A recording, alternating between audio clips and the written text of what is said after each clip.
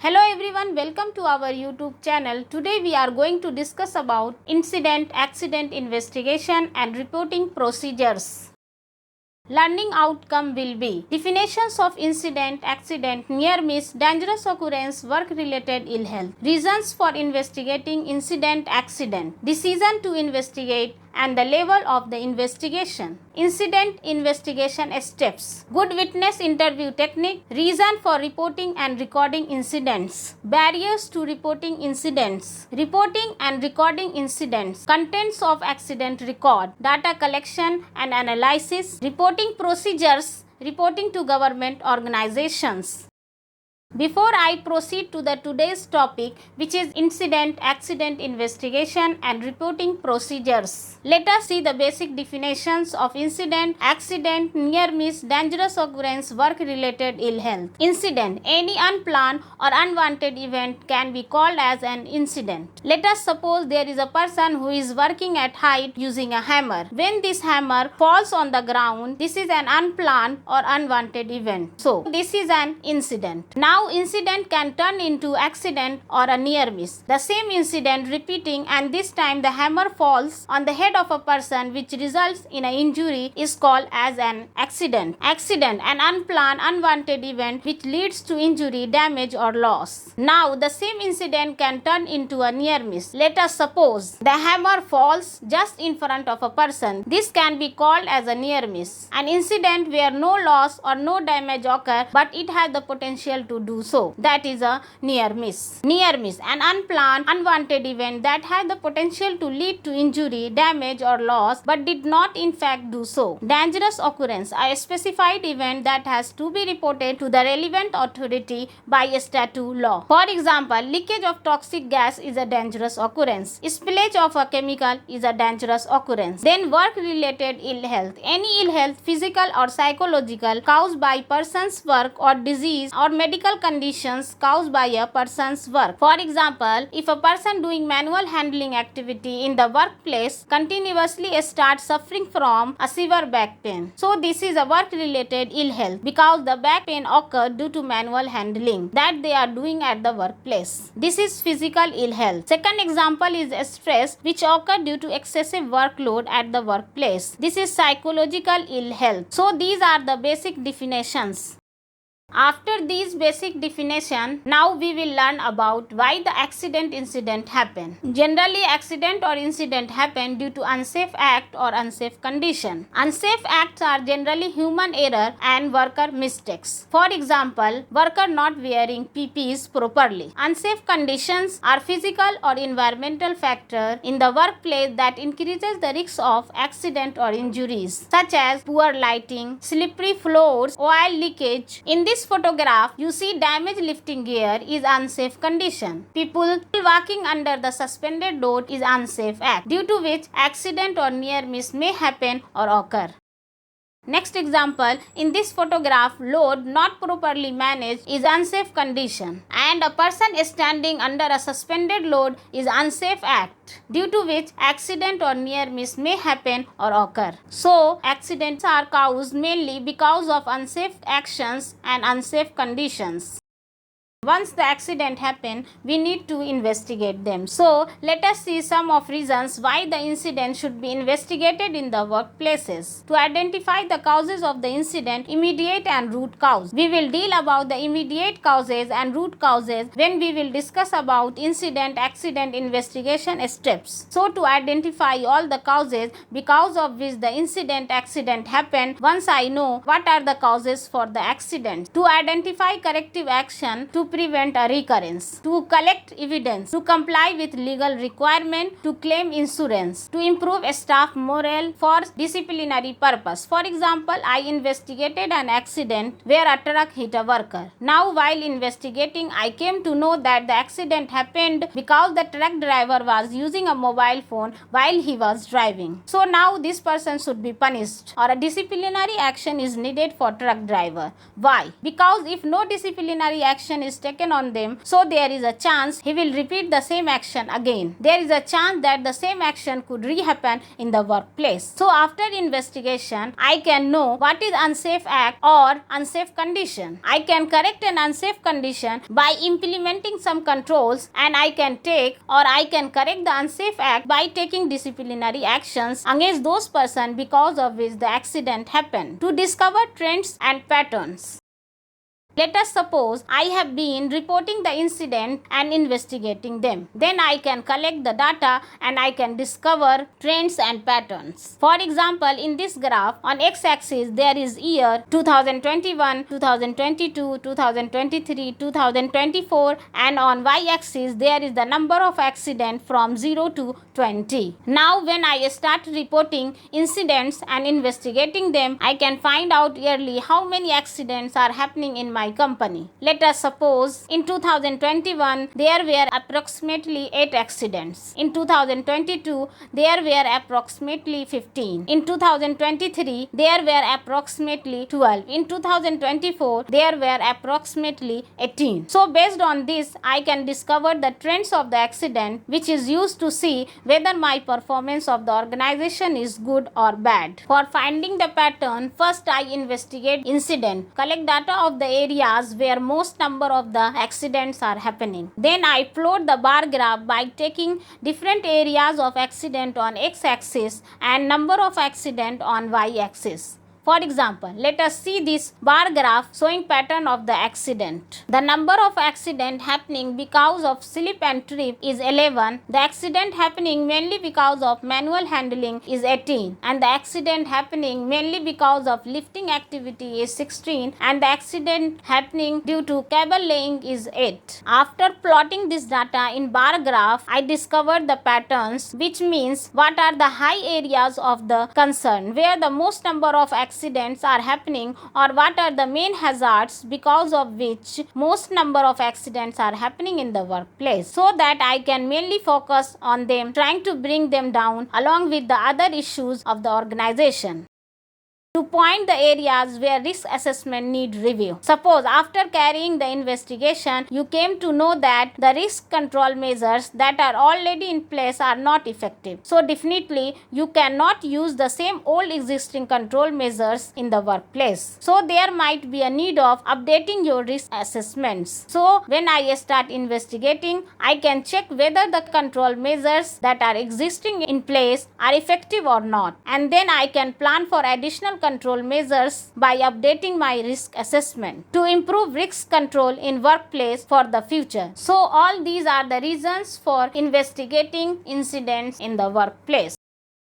Now, how you will decide what level of investigation is needed, whether a minimum level or low level or medium level or high level of investigation is needed. To help in deciding what level of investigation is needed in workplace for an accident, there are two main factors that need to be considered. First is the likelihood of reoccurrence, means what are the chances that the accident could repeat again. Second is what is the consequences of adverse event. What is the consequences of the accident, as well as what are the chances that this accident could repeat again in the workplace. So based on these two main factors, you will be able to decide what level of investigation is needed in the workplace. Likelihood of the risks are divided into 5 categories: rare, very less chances; unlikely, a little bit higher chances; possible, more chances; likely, high chances; certain, very high chances. So this is the increasing likelihood. The chances are very less to very high. Now we will see consequences of the adverse event. Increasing level of consequences are very minor injuries to fatal injuries. So based on the likelihood of reoccurrence and the consequences of that particular injury, you will be able to decide what level of investigation is needed in the workplace. So based on the likelihood of the reoccurrence, means what are the chances that the incident could happen again, and what is the consequences of adverse event. Based on these two factors, factor, we will decide what level of investigation is needed for the accident. So you can see, if the likelihood is low, consequences low, you go for minor level investigation, minimal level investigation. Slowly, as the likelihood and consequences increases, the level of investigation also will be increasing. So here the likelihood and consequences is very less, minimal, likelihood and consequences increasing, low level, little bit more, medium, and higher level of investigation is needed.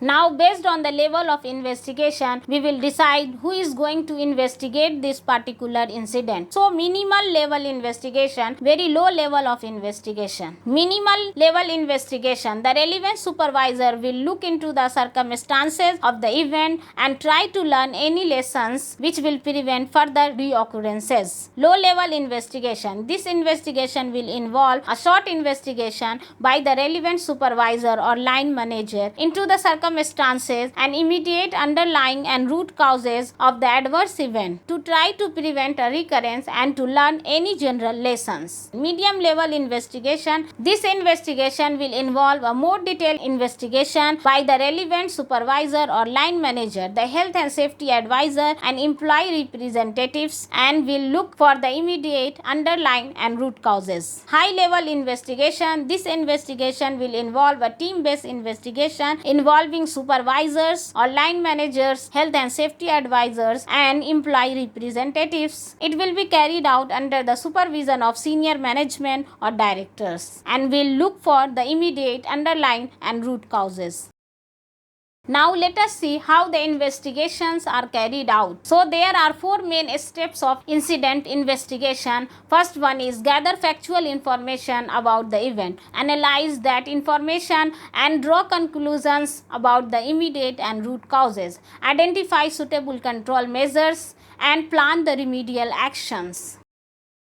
So before you start investigation, there are some other things that has to be done. First of all, the accident happens as soon as possible. Take care about the injured person. Check whether the injured person is safe, providing basic first aid. If not, shift him to the hospital. Then report the incident. Where can I report in it? In the accident book or checklist, which is already available in the organization. Reporting it to the management, reporting it to the members of the family, reporting it to the insurance companies, reporting it to the enforcement authorities as well. The third thing is the preserving the accident scene. Why preserving the scene is very, very important, because if you are not barricading the area or if you are not enclosing the area or sealing the area, there is a chance that other people might enter into this location where the evidences might get vanished or the evidences might get disturbed. So that is very important, is that we need to preserve the scene. First step, gather factual information about the event. Then you start gathering the evidences. So there are three types of evidences that can be used for investigating the incidents: human evidence, physical evidences, documentary evidences. First evidence, human witness. Interview with witness who were present in that area, their name, their contact details, which department they work, if needed employee ID. Interviewing the witness, supervisor, engineer, manager, whoever might be needed. Second evidence is physical evidence. Photograph, sketches, measurement, videos, marking of existing site or location plans, sample of the equipment that has failed, CCTV footage. Third evidence is documentary evidences. The investigators or the people who are doing the investigation will look into all the documents to check company health and safety policies, risk assessments, training records, safe systems of work, permits to work, maintenance records, site plans, area layout plans, previous accident reports, sickness and absence records. Every kind of documentation will be investigated after these evidences are gathered. Before going to the next step, what are the good witness interview technique? Good witness interview techniques are: hold the interview in a quiet room or area free from distractions and interruptions. Introduce themselves and try to establish rapport with the witness using appropriate verbal and body language. Explain the purpose of the interview, perhaps emphasizing the interview is not about blaming people. Use open questions such as those beginning with what, why, where, when, who, how, etc. that do not put words into the witness' mouth and do not allow them to answer with a yes or no. Keep an open mind. Take notes so that the facts being discussed are not forgotten. Ask the witness to write and sign a statement to create a record of their testimony. Thanks the witness for their help. Second step, analyze that information and draw conclusions about the immediate and root causes. Whenever you are investigating an incident or an accident, it is very important you should investigate until you get into the root cause of the accident. So let us see what are the immediate causes and what are the root causes. Immediate causes are nothing but the unsafe acts and unsafe condition that lead directly to the accident. For example, we might have the slippery floor due to the oil spillage, unsafe condition, and the worker walking through it, unsafe act. Underlying or root causes, the thing that lie behind the immediate causes. Often root causes will be failures in the management system, such as failure to adequately supervise workers, failure to provide appropriate PPEs, failure to provide adequate training, lack of maintenance, inadequate checking or inspections, failure to carry out proper risk assessments. Let us suppose there was a truck which was parked in the organization that was leaking some oil. Because of this, there was an oil patch on the floor, and after some time, this truck passed from the area. Still, there is an oil leakage, and there was a person who is working in the location, and he is using the mobile phone while working in the site. As he was not concentrating on the path, he walked on a slippery floor. He slipped, fell, and resulted in serious head injury. So, this is the accident that happened in the workplace. Let us suppose you are investigating this incident. So, let us see what is the unsafe act or unsafe condition. Unsafe act was a person using the mobile phone. Unsafe condition was the oil patch. You completed the investigation stating that the accident mainly happened because of an oil patch and a person using a mobile phone, and you clean up the oil patch and you install the signboard that no mobile should be used in the premises and workplace. Do you think the accident will be prevented here? No, the accident is not fully prevented from reoccurrence because there is still the leakage of the oil from the truck and still the workers might use mobile phones. Now let us see what is the root cause behind this particular accident. So the immediate causes were unsafe act and unsafe condition. Unsafe act was using the mobile phone. Unsafe condition that you see was oil patch. Now, how will you find out the root cause? By asking the simple question, why? Unsafe act. Mobile phone was used by a worker when you are working in the site. Now ask why the person was using a mobile phone. Why? Because there was lack of proper awareness and no proper signboards. Why there was a lack of awareness? Because of no proper training. Why there was no proper signboard? Why? Because there is no proper risk control. Why there was no proper risk control? Because of poor risk assessment. Why poor risk assessment? Because of poor policies and procedure. Why poor policies? Because of management. Why there is no proper training? Because of no proper training arrangements. Why no proper training arrangements? Again, poor policies. Why poor policies? Because of management failure. Now unsafe condition. Why there was an oil patch? Because it was leaking from the truck. Why it was leaking from the truck? Because of poor maintenance. Why there was poor maintenance? Because there was no proper maintenance strategy. Why no proper strategy? Because of poor policies. Why poor policies? Because of management. So oil patch and mobile phone usage is an immediate cause because these are all the unsafe act and unsafe conditions, and all these reasons behind these unsafe act and unsafe condition are nothing but root causes. So if you reach until the root cause and implement the controls and correct from here, then only this can be prevented, which will in turn prevent the accidents in the world. So always investigate the incidents or the accidents until you reach to the root cause of the accident. First step, gathering information. Second step, based on the information, find out what is the immediate cause and the root cause. Then once you know what are the root causes, then third step, identify suitable control measure. Once you know what happened and why it happened, you are ready to determine how to fix the problem so that you can avoid repeating of the accident. Think about not only what is the most expedient action, but also about which actions are most likely to permanently solve the problem or problems that led to the accident. When the investigation procedure is complete, the wider implications should be considered. That is, could the same adverse event happen again? What can be done to avoid a reoccurrence? Have similar adverse event happened before? If the adverse event has occurred before, how it has been allowed to happen again? So in this case, oil patch, the root cause was poor maintenance or poor policies. Now, if you only design a control so that oil patch is clear, do you think the accident will be prevented? No. So you need to find control measures to deal with the root causes so the accidents can be permanently prevented in the workplace. So once the control measures are identified, the last stage, plan the remedial action. Action plan and remedial action which are identified. So the action plan should be specific, measurable, agreed and realistic with time scale, smart. So whatever controls you are implementing in the workplace, that should be specific to the hazard, measurable and agreed by all the parties, having realistic time scales. Risk control measures should be implemented on a priority basis. Each control measure should be assigned a time scale and a person made responsible for implementing it. So below is the example. What was the recommended action? Introduce induction training for all new drivers. What is the priority? Medium. What is the time scale within which these actions should be implemented? 1 month. And who is the responsible person to ensure? Warehouse manager. These controls are put into place in the workplace so the accident can be prevented from pre-illness. So this is how the accidents are investigated.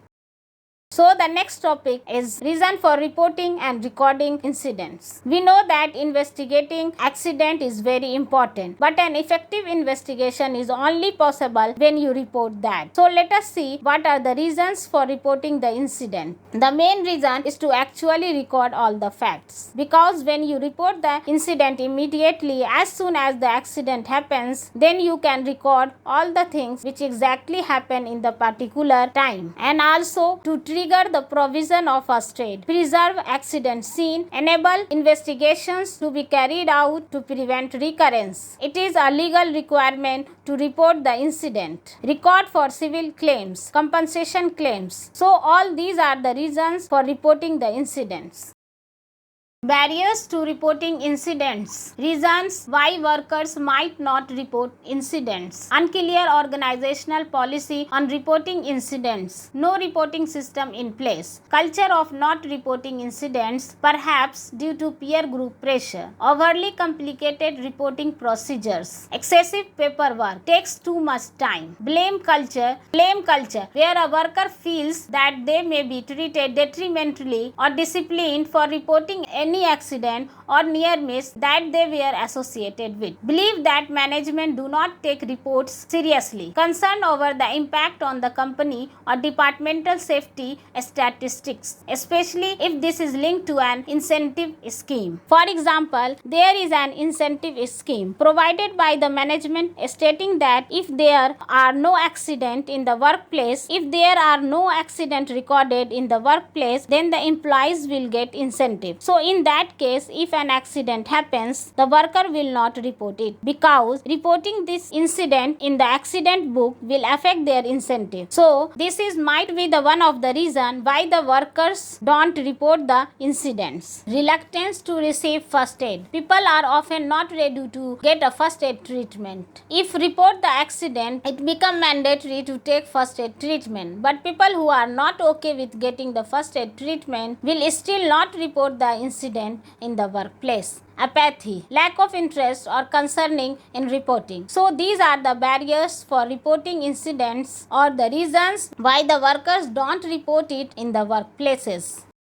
Now let us see generally what need to be mentioned in the accident record or an accident record book. Causality information, name and address of the injured person, date and time of incident, the specific date and time when the accident occurred, location of accident, the precise location where the accident took place, details of injury, comprehensive information about the nature and extent of the injury such as whether it was head injury or a fracture or leg injury or a hand injury or back injury, whatever it might be, whether it is a minor, major or fatal accident, so that should be mentioned. Details of treatment given, information about the medical treatment provided to the injured person. Event description, a detailed description of event causing injury. Equipment, substances, details of any equipment or substances involved. Witness information, witnesses, names and contact details. Record completion, details of person completing the record. Signatures, signatures of relevant parties involved in the accident record.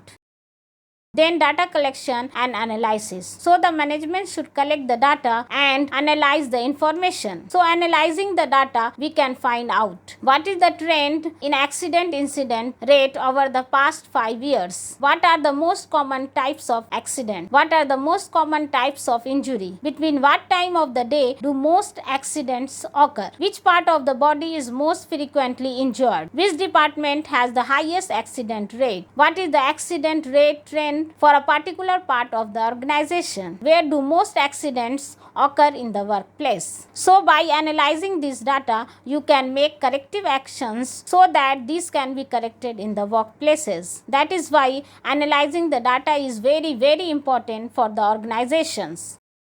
Now we will see reporting procedures. Reporting to government organization. Rule 210. Reporting of accident, the building and other construction workers. Regulation of employment and condition of service. Central Rules 1998.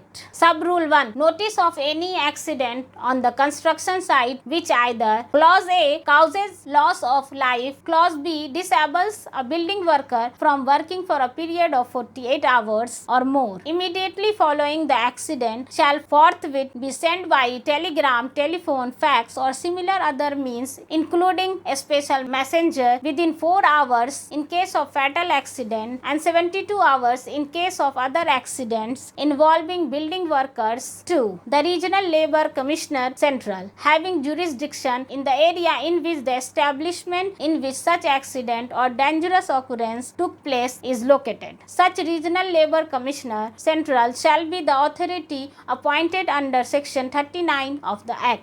Board with which the building worker involved in accident was registered as a beneficiary, Director General and the next of kin or other relative of building worker involved in accident. Sub Rule 2. Notice of any accident at a construction site of a building or other construction work which Clause A causes loss of life or Clause B disables such building worker from work for more than 10 days following the accident shall also be sent to the officer in charge of the nearest police station, the district magistrate, or if the district magistrate by the order so desired to the subdivisional magistrate. Sub Rule 3. In the case of an accident falling under Clause B of Sub Rule 1 or Clause B of Sub Rule 2, the injured building worker shall be given first aid and immediately thereafter be transferred to a hospital or other place for medical treatment. Sub Rule 4. Where any accident causing disablement subsequently result in death of a building worker, notice in writing of such death shall be communicated to the authorities as mentioned in Sub Rule 1 and Sub Rule 2 within 72 hours of such death. This is the figure illustration of reporting procedure to the government organization. Rule 210. Reporting of accident under Sub Rule 1, 2, 3 and 4. And the building and other construction workers. Regulation of employment and conditions of service. Central Rules 1998. After fatal accident, Regional Labour Commissioner, Board, Director General, next of kin, police station, district magistrate, subdivisional magistrate should be informed within 4 hours hours after the fatal accident, and the injured person should be immediately transferred to the hospital. For disabled, a building worker 48 hours or more than 48 hours. Regional Labour Commissioner, Board, Director General, next of kin should be informed about that within 72 hours. Informing to police station and district magistrate or subdivisional magistrate should not be required, and the injured person should be immediately transferred to the hospital. For disabled, such building worker injury more than 10 days. Information to Regional Labour Commissioner, Board, Director General, next of kin, police station, district magistrate, subdivisional magistrate should be required, and the injured person should be immediately transferred to the hospital. For disablement subsequently results in death of a building worker, then Regional Labour Commissioner, Board, Director General, next of kin, police station, district magistrate or subdivisional magistrate should be informed within 72 hours, and the injured person should be immediately transferred to the hospital.